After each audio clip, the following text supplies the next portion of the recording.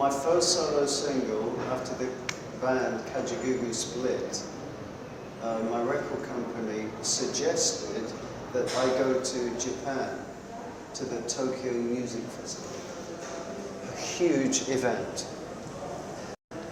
And of course I was keen, I was enthusiastic to promote my first solo single.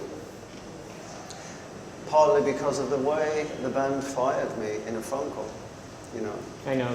When I got to Tokyo, Giorgio Moroder was there, and my manager and he had dinner.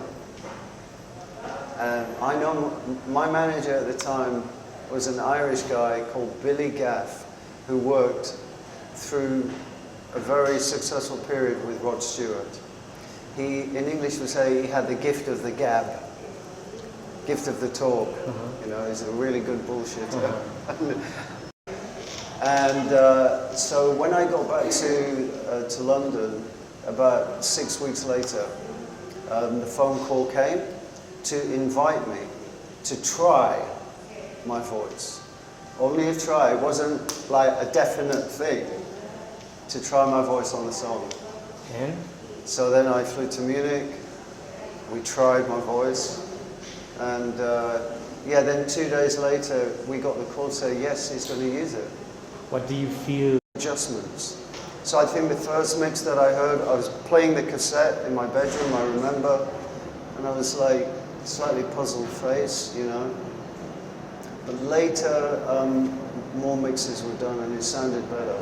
But even then, EMI Records, they weren't sure. I always imagine, do the band KajaGooGoo, when they hear it on the radio, do they turn it off? I'm human. Revenge is sweet. So it was some kind of indication. If I'm brutally honest, when NeverEnding Story went to the top of charts in every country, it was a kind of whirlwind for me.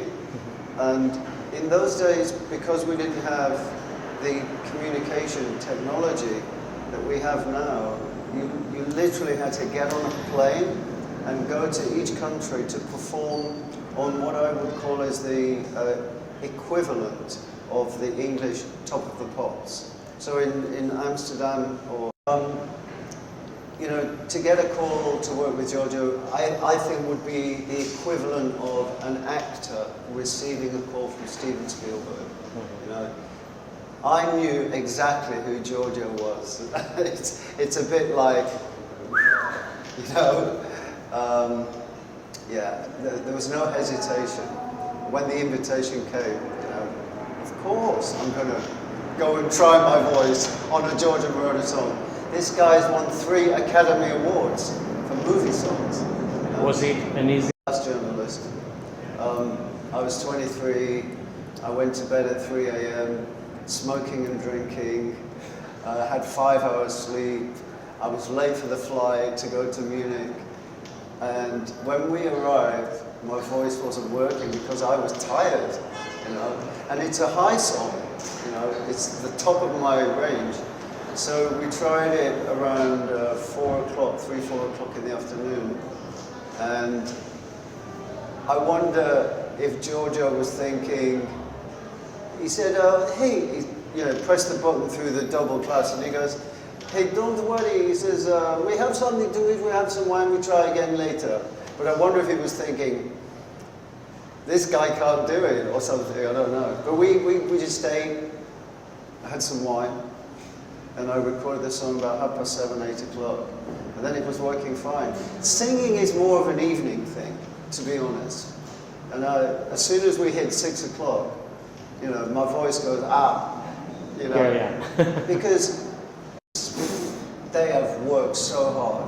It's a very strong production. The music's fantastic. It sounds beautiful in Spanish.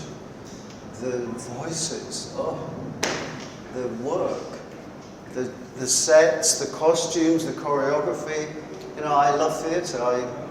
I live in London. I go to the West End. I've seen everything all my life. You know, I think I've got a good eye, a good critical eye.